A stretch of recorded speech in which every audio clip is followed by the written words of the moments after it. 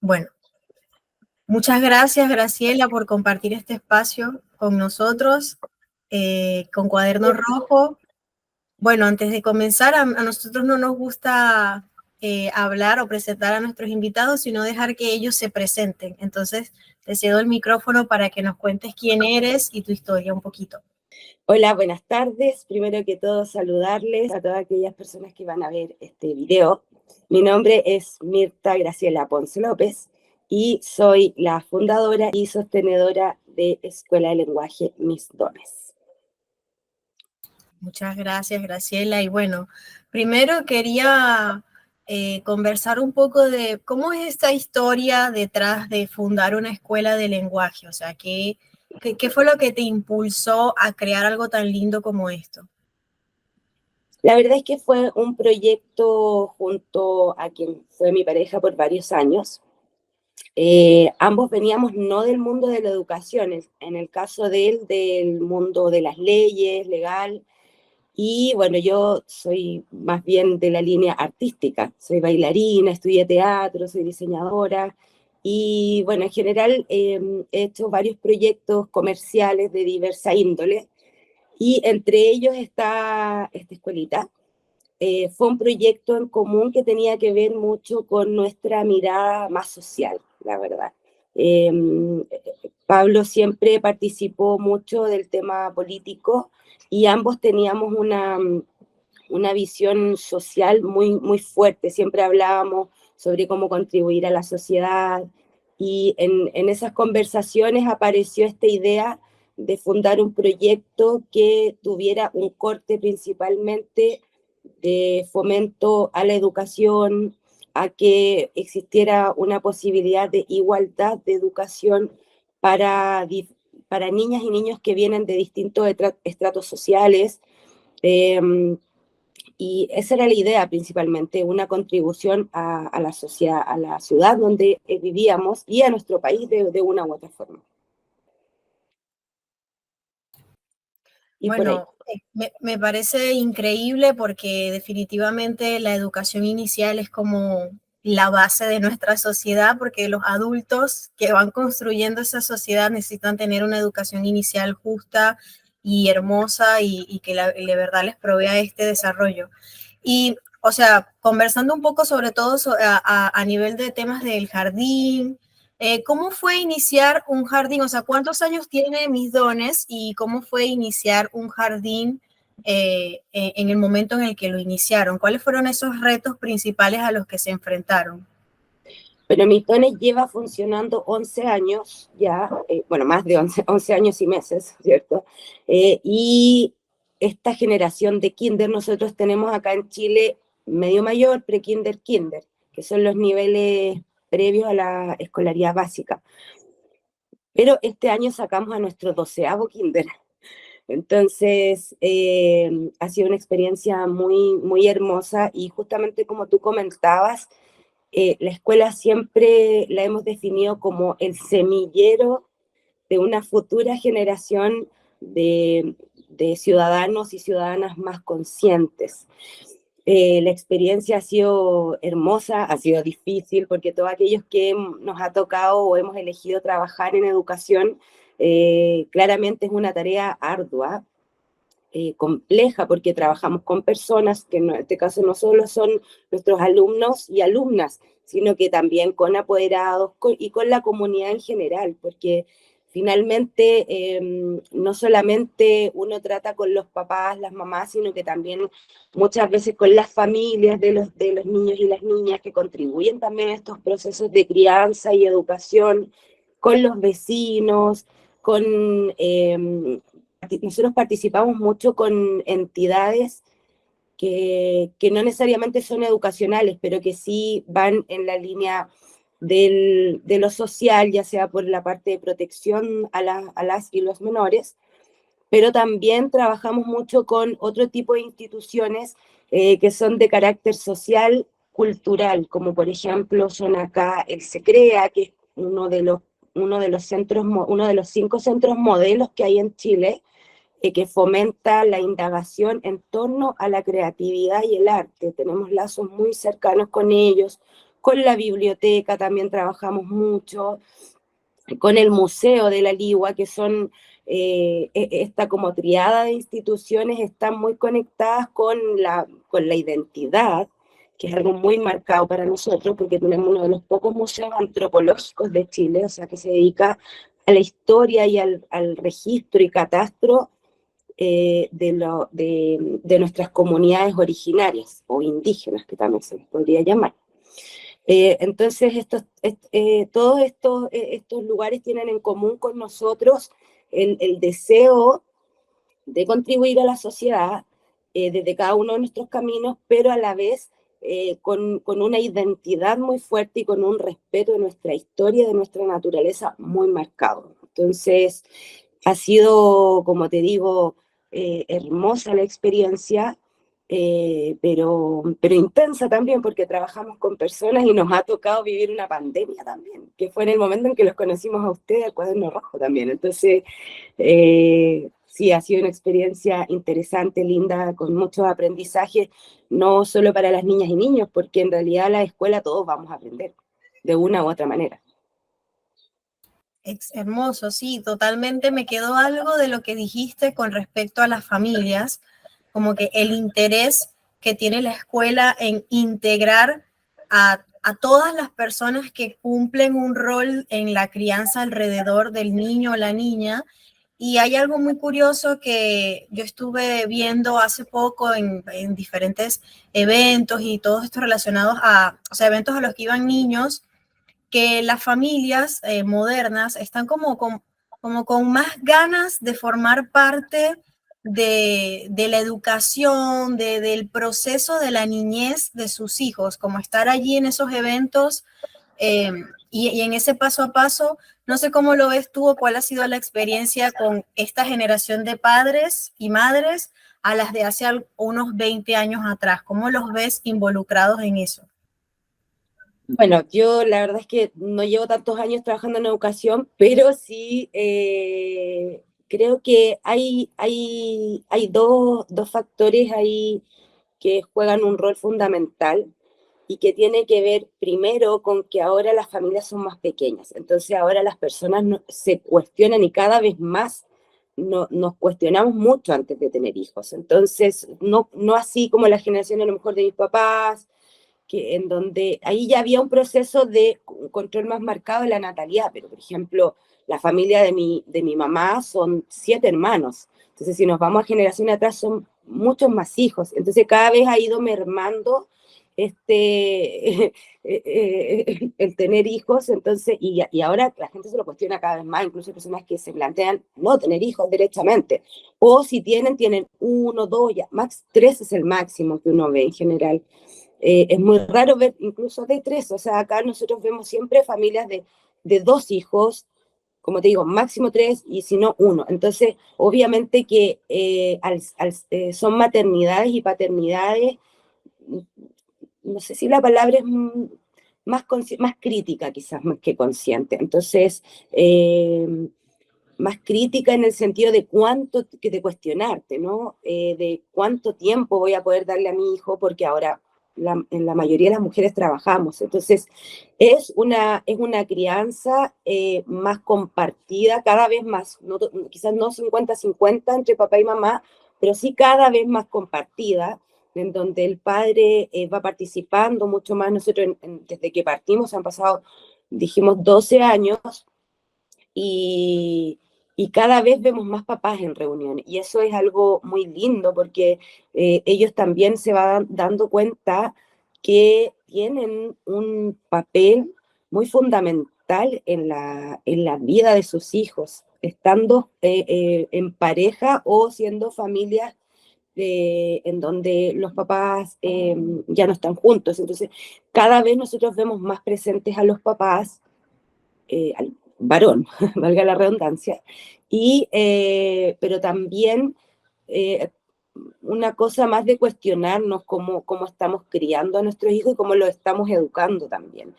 Y posteriormente viene la pandemia en donde todos yo creo que entramos también en un proceso súper crítico respecto de la vida. Entonces, también cómo estoy viviendo cada ámbito de mi vida, y en este caso la paternidad o la maternidad, también entró en un, en un cierto como juicio interno, una reflexión de cuánto es el tiempo que yo estoy dando, cuál es la calidad de vida que yo tengo y también la calidad en términos personales y también la calidad de vida que le estoy entregando a mi hija o a mi hijo. Entonces, creo que ahí hubo como un empujoncito, así como aún más fuerte, hacia que los papás y las mamás se cuestionaran el estar mucho más presentes. Totalmente, la pandemia fue como un antes y un después en términos de todo relacionado a la vida y en ese proceso que atravesó mis dones relacionado al antes y el después de la pandemia, ¿qué están implementando actualmente o qué técnicas implementan para gestionar mejor esa integración entre la familia y los niños, el centro, todo ese proceso educativo? Mira, va a sonar a publicidad, pero no lo es.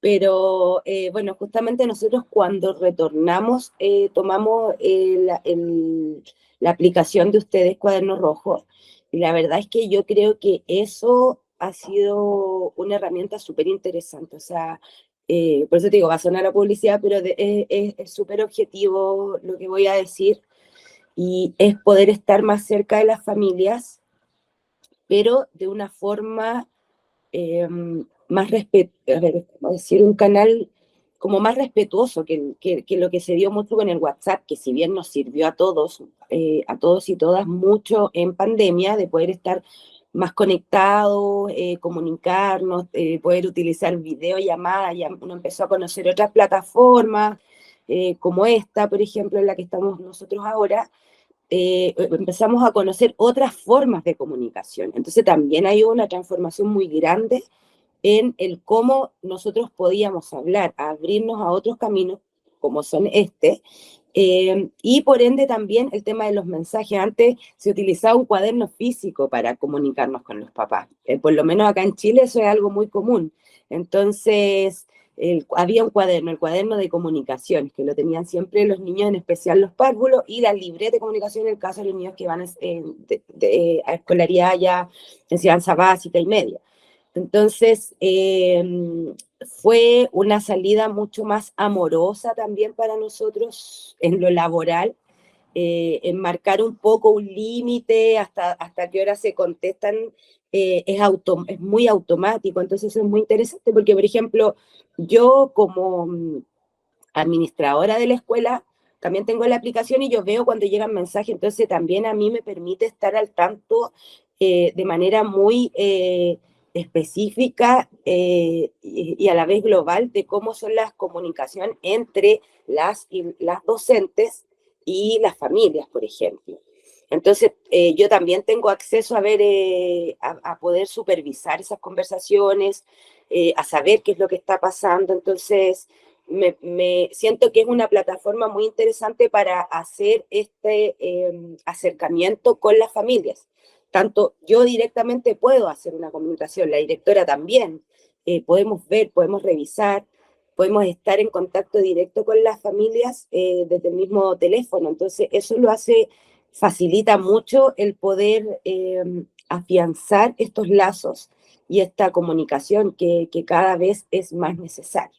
Bueno, y también siempre sigue existiendo el sistema físico, formal, en donde nosotros siempre estamos viendo a quienes retiran o entregan a los niños el saludo.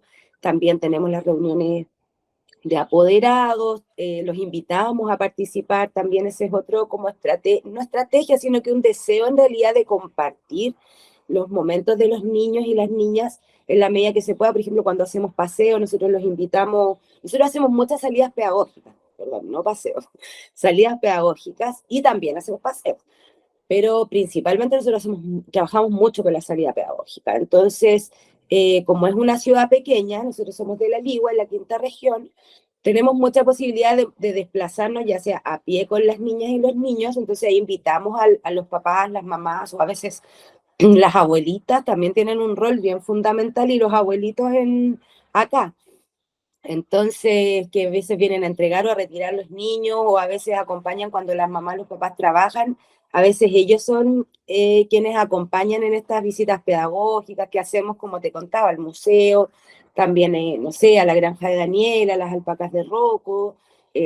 También hay una participación importante, entonces ahí también nosotros podemos conocerlos a ellos más profundamente, observar también de manera más cercana la relación entre la niña y los niños con sus familias, y a la vez ellos conocernos a nosotros, o sea, no ser figuras tampoco quizá tan distantes, así como la profesora, bueno, la profesora siempre está mucho más cerca, pero en el caso de la directora Paola y yo, que soy la administradora, somos como, claro, no, estamos cerca porque somos una escuelita pequeña, pero sí en esas instancias tenemos más posibilidades de relacionarnos con ellos y de que sientan esa cercanía, ¿no? Ese deseo, o sea, esa posibilidad de que cuando ellos desean acercarse a nosotros, pueden hacerlo.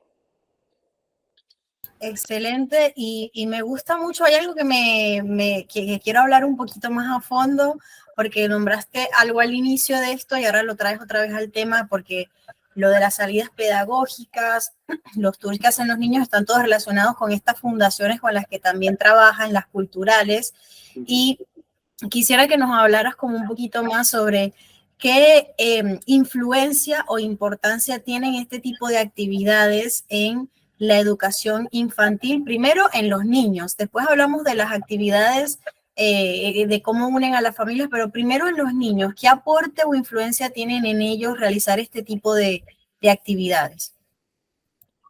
El objetivo de las salidas pedagógicas, como su nombre lo dice, es que se haga un proceso de aprendizaje a través como de la observación y experiencia directa de las niñas y los niños con un determinado objetivo. Por ejemplo, puede ser uno de los ámbitos, ¿cierto? En el área de planificación tiene que ver con la observación del entorno natural o también la observación del entorno, ¿cierto? En este caso, por ejemplo, ahora pronto tenemos programada una visita a una heladería artesanal que hay de la zona, que tiene una historia, tiene muchos años, entonces, claro, ellos ahí van a poder observar el proceso de elaboración, también cómo funciona un negocio, los clientes, ¿cierto? Las distintas zonas que hay de elaboración, también se hace un aprendizaje en el proceso de trayecto, ¿no? Como cuando nosotros nos desplazamos, como es cerquita,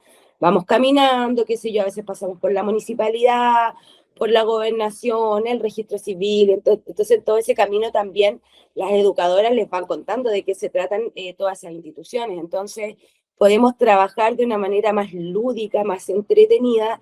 Está, por ejemplo, dos aristas importantes que tienen que ver con el área de formación integral de las niñas y los niños. También tenemos otras que están directamente enfocadas a la parte histórica.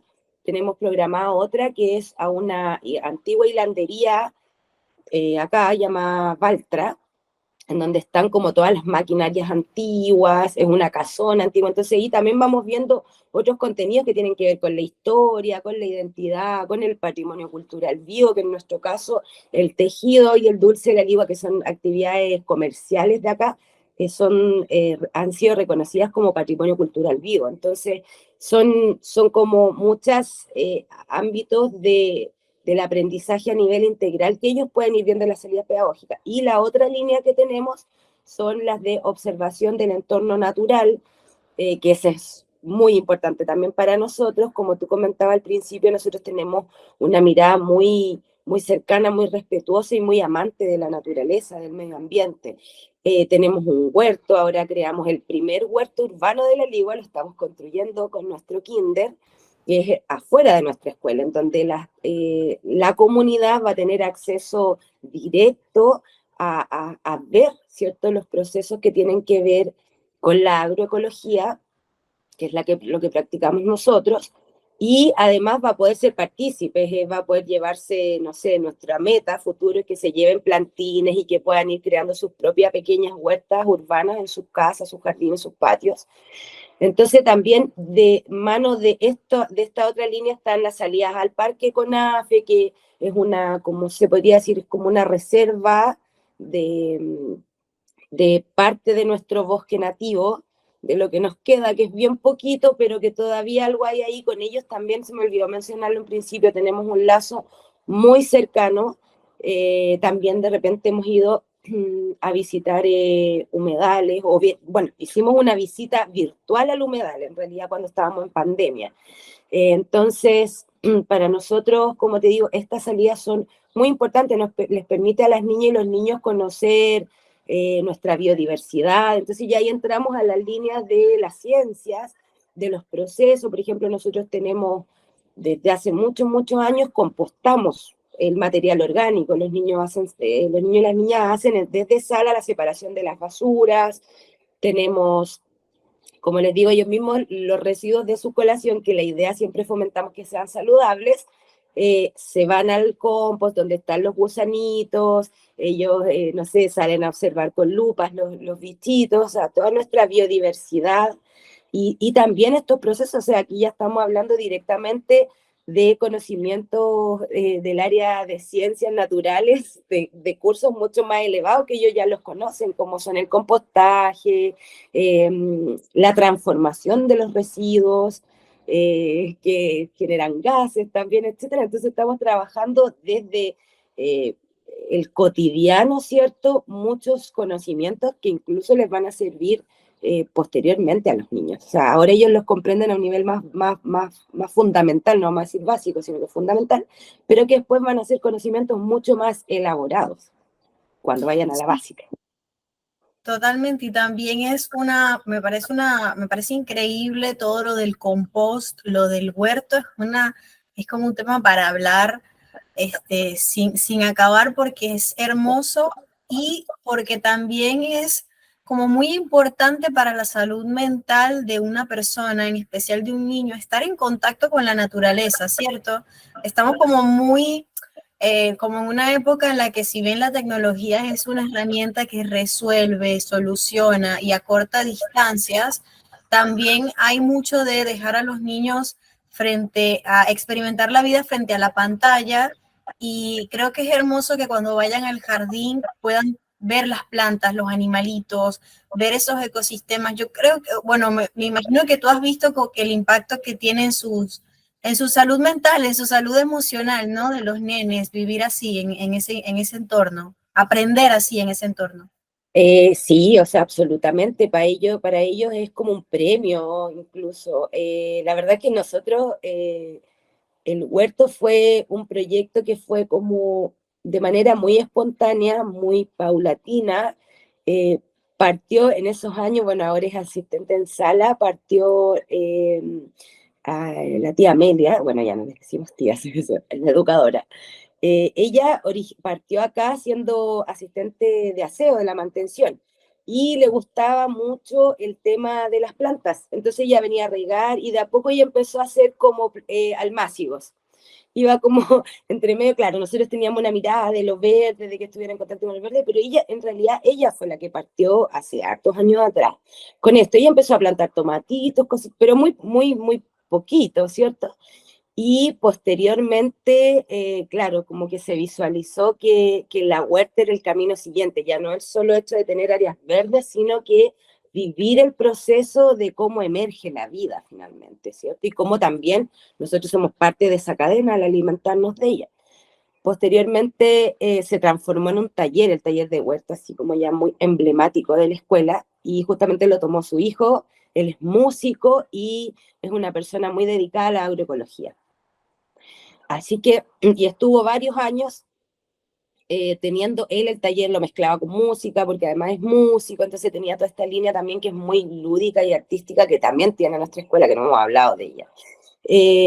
Y bueno, fue tomando forma y el año pasado ya así fue como que yo tomé la decisión de que quería que el huerto fuera más que el huerto, que ya es mucho importante un huerto, para mí por lo menos, pero que tuviéramos el concepto de un aula verde.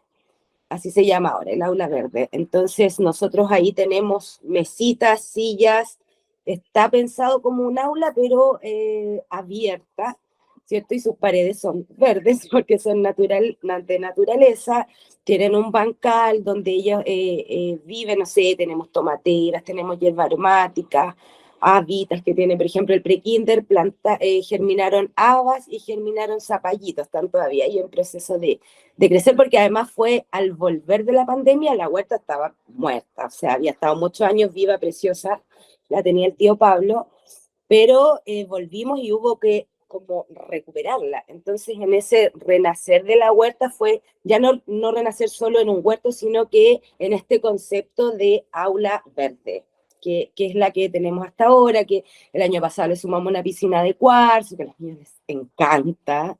Yo les recomiendo mucho a las personas trabajar porque el retorno a la pandemia ha sido en términos, como decías tú, en términos de salud mental, tanto para adultos y adultas como niñas y niños, muy complejo, muy complejo. Y este ha sido como de cierta forma nuestro refugio. Entonces, es como nuestro premio para los niños que estuvieron mucho rato, como dices tú, encerrados en el mundo de la tecnología y encerrados en sus casas. Acá se dio que la cuarentena era cuarentena y la gente de verdad estaba, no todos, pero gran parte encerrados de verdad. Entonces, esto es como un buscar hacer esta reconexión con lo natural que la tenemos bien desconectada desde antes de la pandemia, pero mucha gente al estar así en sus casas se dio cuenta también lo necesaria que era la naturaleza. Mucha gente empezó a tener muchas plantas en sus casas o a, qué sé yo, tener un huertito y así sucesivamente. Entonces, eh, esto ha sido como te digo, un reconectar con esa parte de nuestra naturaleza humana y para ellos es un premio, les encanta. Ellos vibran con el ir por último, a jugar con la tierrita, qué sé yo, ahora creamos un bancal que es solo para bichitos, donde les damos hojitas, las hojitas de desperdicio. Tenemos, como te decía, la piscina de cuarzo, tenemos una parte que es donde tienen mesitas y sillas, y Y así. eso me causa mucha curiosidad, perdón que te interrumpa, la piscina. Si nos puedes hablar un poco más de qué va Fue un espacio que nosotros creamos con ecoladrillos, ¿cierto? Un cuadradito, que es una piscina muy bajita, no pensar que te tiran como un piquero, como si iba a tener un clavado, no. Es una superficie, qué sé yo, de, a ver, 2 metros por 1 metro, será por ahí, 2 por 1, 2 por 1,20, en donde nosotros hicimos como una cubierta abajo, ¿cierto? Y tiene un contorno de botellitas de ecoladrillo hechos con botellas y material de desecho, que como yo te contaba, los niños ellos todo se hace coladrillo, entonces lo que no es compostable se vale coladrillo. Entonces, esto de coladrillo que habíamos juntado por mucho tiempo, entonces hicimos como el contorno y adentro pusimos un material plástico que protegiera, ¿cierto?, que del contacto con la tierra, también tiene un acolchado de cartón que se va degradando, ¿cierto?, los desechos que van saliendo. Y encima va como material plástico y arriba pusimos cuarzo molido, un cuarzo que no es el más finito, sino que es como un intermedio. Y a ellos les encanta estar ahí, o sea, se relajan, toman el solcito, sobre todo ahora en invierno, era bien rico estar ahí, porque justo llega todo el sol, entonces juegan, trasvasijan los más pequeños, entonces, claro, o sea, uno dice, los niños no van a hacer, a lo mejor ellos por sí solos una huerta, no, pero sí van haciendo procesos que son, no me gusta decir básicos, sino que son más fundamentales, que son las bases en realidad de lo que pueden desarrollar después. Ahora tenemos un proyecto, sí, de almácigos que hicimos con prekinder y kinder, que son de un bosque nativo, que se llama Aldea Nativa y es que es otro proyecto que estamos haciendo, así que queremos tener un mini bosque nativo acá en la entrada, porque los nativos no son árboles que crecen tan rápido, entonces, pero que se adaptan, tienen una muy baja necesidad hídrica, ¿cierto? Demanda hídrica es más baja, y entonces son parte natural de nuestro clima. ¿cierto? Porque hay muchos árboles que vienen como implantados por un tema de la colonización, etcétera, que se implantaron en Latinoamérica, pero que no son parte del clima, entonces que han ido haciendo cierto grado de daño porque piden mucha más agua de la que realmente nuestro clima puede generar. Y así es que eso, pues es, por ejemplo, sí podemos trabajar eso. Voy a pararme para mostrarte una pequeña cosita, justo lo tengo acá. Entonces, por ejemplo, nosotros en esta cajita acá está nuestro aldea nativa, ¿cierto? Y por ejemplo, acá te voy a mostrar solo una, porque no podemos. Esto lo trabajamos con pre-kinder y kinder. Entonces, por ejemplo, este es un árbol nativo, ¿cierto? Es una semilla, la germinaron ellos, se hizo con reciclaje, qué sé yo, le hicimos un techito para que tuvieran su casita. Entonces ahora después vamos a hacer el diseño de cómo está como aldea, ¿cierto? Y en donde también podemos ver, como te decía hace un rato, así, al igual en las salidas pedagógicas, el funcionamiento de una ciudad, qué partes hay, reconocer las relaciones que se van generando, vecina, vecino, áreas verdes, qué tan necesarias son las áreas verdes. Entonces, todo esto lo hacemos con material reciclado. Claramente, como te digo, el huerto es algo que uno dice muy lejano, porque en realidad genera mucho trabajo tener un huerto, pero los niños igual participan y van haciendo esta vivencia como en los pequeños formatos y cómo esto puede ir creciendo y transformándose en un gran huerto, ¿cierto? O ver, así que eso te Me puede... parece hermoso, sí, y además ellos como que, o sea, los niños sienten que son parte de algo más grande, que les enseñan otro montón de cosas, también las actividades relacionadas a sembrar. Me parece increíble que en la edad en la que se manejan los niños en la escuela de lenguaje Mis Dones, ya estén germinando, estén entendiendo el proceso de la vida, que también como de enseñarles ese amor a cuidar lo verde, a cuidar a la planta, porque muchas veces, bueno, yo no recuerdo en mi generación que nos hayan como implementado esa importancia del árbol, de la planta, era muy a nivel teórico. Ahora con la práctica, con que ellos lo vean, me parece hermoso. Y también hay una parte artística que dijiste que también maneja la escuela, y no, me da curiosidad saber cómo hacen ese acercamiento a lo artístico, si también tienen proyectos como estos o hacen actividades en las que los niños se involucren de forma artística y se expresen.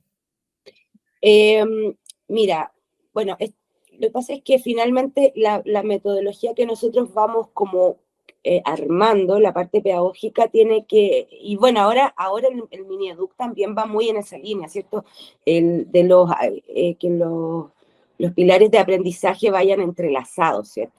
Entonces, bueno, nosotros de un principio partimos con eso porque tiene que ver con nuestra identidad, o sea, la forma más primera, más natural del ser humano es expresarse a través de sus manos, de su voz, o sea, los niños empiezan a bailar antes que a caminar, o sea, los niños se mueven, reconocen los ritmos, los sonidos, los niños cantan antes de hablar, o sea, de alguna forma, ¿cierto? De una manera muy espontánea y natural. Entonces, también va un poco porque mi formación personal es artística. Como yo te contaba antes de la entrevista, yo no soy profesora. Sí me he ido formando, estudiando en metodologías alternativas que a mí me gustan mucho, que siento que pueden adaptarse de manera muy amigable a la educación más tradicional, que es importante no dejarla así del todo,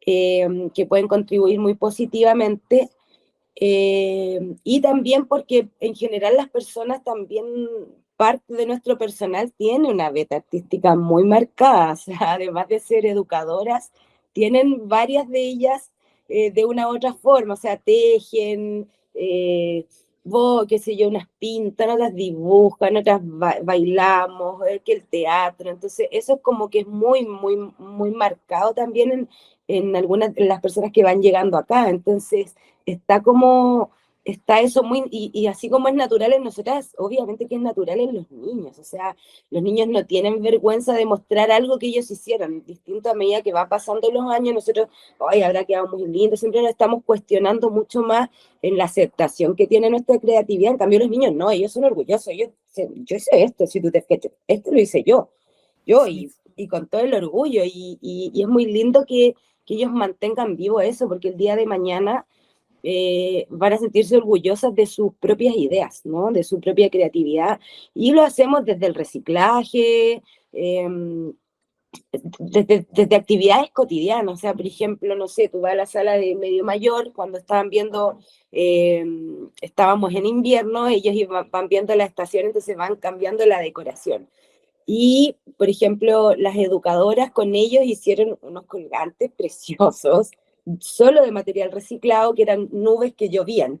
Entonces, las gotitas eran pintadas por ellos, las nubes, como el algodoncito lo pegan ellos, y las chiquillas van, las educadoras van como enganchando, ¿cierto? Haciendo como las terminaciones más en detalle, pero se vive como muy cotidianamente, no es que tengamos como un taller de arte, de pintura, no, es algo que ellos van viviendo, no sé, cuando vimos pueblos originarios, Prekinder hizo un collage con la huipala, que es cierto que es la bandera de los pueblos originarios, o sea, toda Latinoamérica, entonces ellos iban haciendo collages, entonces van conociendo los colores, van trabajando la motricidad fina, van trabajando distintas texturas además de los papeles, y es así, porque realmente el arte es mucho más cotidiano de lo que realmente pensamos, porque el arte es un lenguaje más, y somos una escuela de lenguaje, entonces el arte a través de nuestro cuerpo, ¿cierto? De la palabra, de la imaginación, es parte de nuestra naturaleza. En realidad no estamos haciendo nada como tan inventado, sino que en realidad todas estas cosas finalmente que hemos nombrado, que son las visitas pedagógicas, las salidas pedagógicas, el huerto, la naturaleza, el arte, la identidad, están en nosotros. Solamente estamos poniéndoles el foco.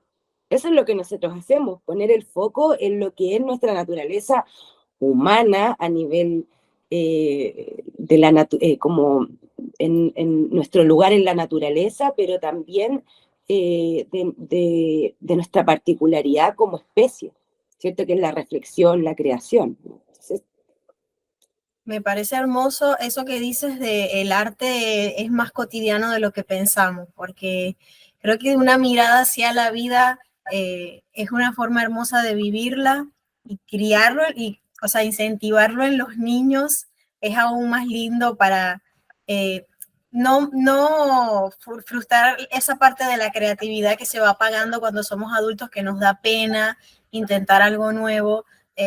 Cada vez que hablo con las directoras o educadoras de centros de educación inicial de estos últimos últimos cinco años, están cada vez más defendiendo la importancia de desarrollar la creatividad. Y ahora que hablamos de creatividad, ecología, arte, yo encuentro que algunas personas no logran conectar los puntos entre un jardín o una escuela de lenguaje, de todas estas cosas y que al mismo tiempo tiene una integración tecnológica. Entonces, como para ir cerrando toda la conversación, me gustaría ¿qué le puedes decir a esas personas que tienen miedo de integrar la tecnología en un centro educativo? ¿Qué le recomendarías o qué consejos le darías en base a tu experiencia teniendo un jardín tan artístico y ecológico como Mis Dones, una escuela de lenguaje, perdón, tan ecológica, que alguien diría, wow, quizás dar el salto tecnológico no es tan necesario? ¿Qué consejos le darías?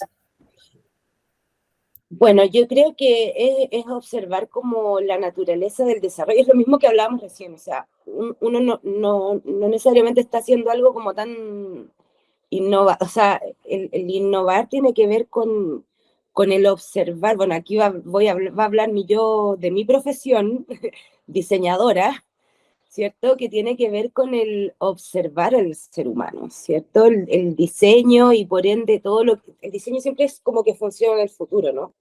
¿Cierto? El diseño gráfico, el diseño industrial, así como la ingeniería, la ciencia, siempre va como hacia adelante, ¿no? Entonces, creo que tiene que ver con el observar netamente los procesos humanos, o sea, por poner en el foco, ¿cierto? Nosotros, como seres humanos, por más que haya cosas que a mí me parecen y otras que no, en términos personales, eh, la, esta como evolución que nosotros vamos viviendo, eh, tiene una línea tecnológica muy marcada, que puede tener sus lados negativos, que yo se lo hablo siempre a mis hijos así, tiene, todo en la vida tiene su lado positivo y su lado negativo, depende cómo nosotros, el uso que nosotros le damos, ¿cierto?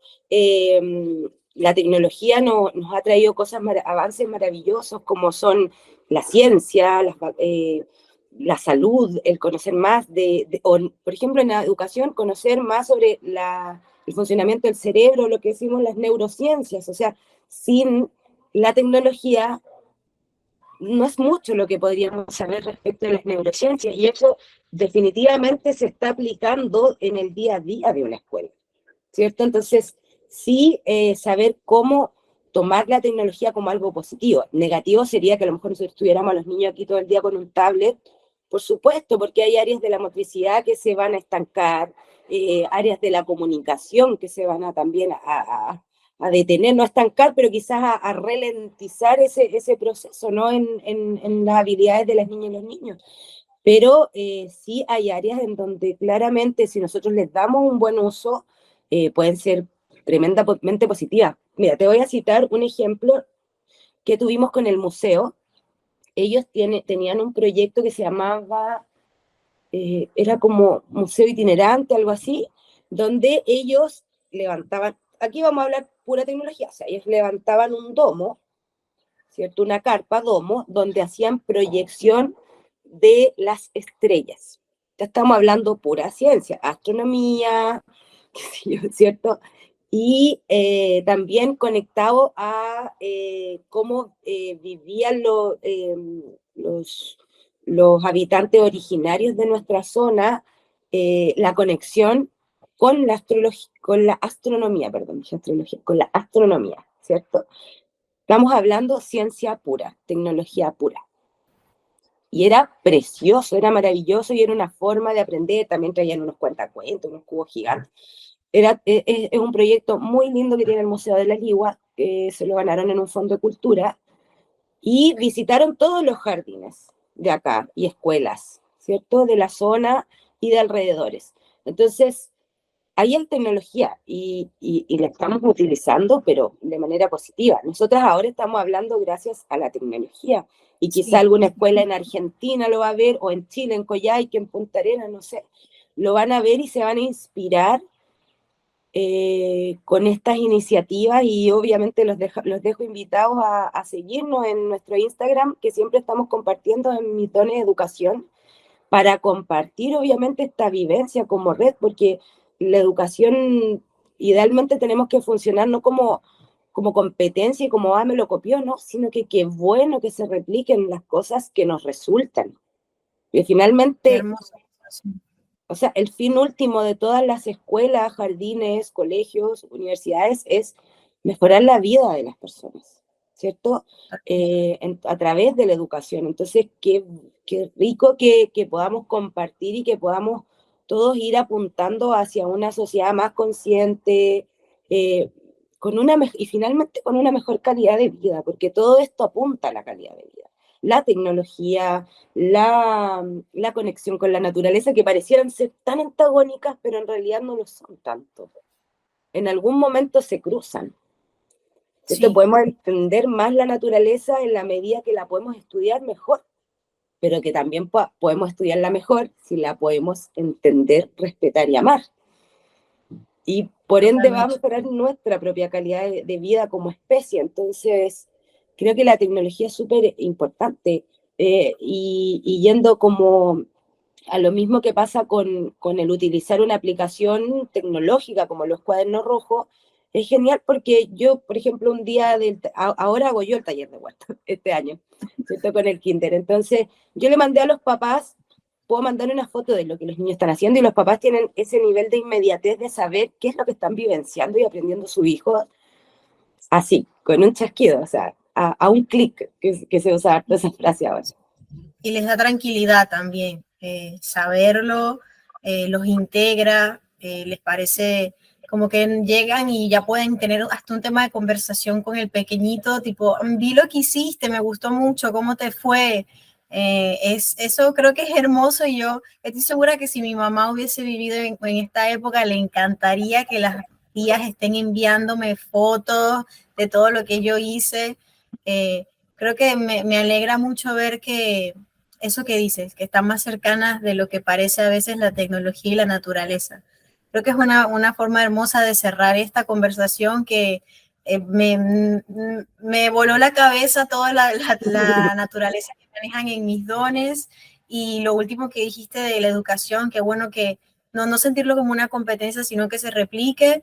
Y no sé si quieres dejar unas palabras para los que están iniciando un proyecto de educación inicial, alguien que se quiera atrever a tener una escuelita o un jardín.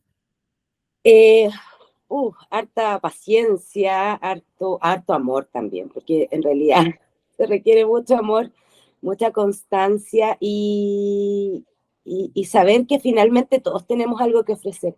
El nombre de esta escuela es Mis Dones por eso, o sea, se refiere como a los dones que cada uno tiene, porque pasó que cuando empezamos estábamos en una etapa de la educación muy competitiva, que es la que hablamos recién, muy cuadrada, muy incluso así como casi un poquitín levemente deshumanizada ya, así como todos iguales, todos aquí, este perfil. Y lo que nosotros vinimos a decir en el fondo como escuela es, la sociedad necesita de todos estos dones, así como hablamos que necesitamos de la naturaleza, de la tecnología, de muchas otras cosas para mejorar nuestro paso por la tierra, porque por ejemplo para reciclar también necesitamos tecnología, ¿cierto?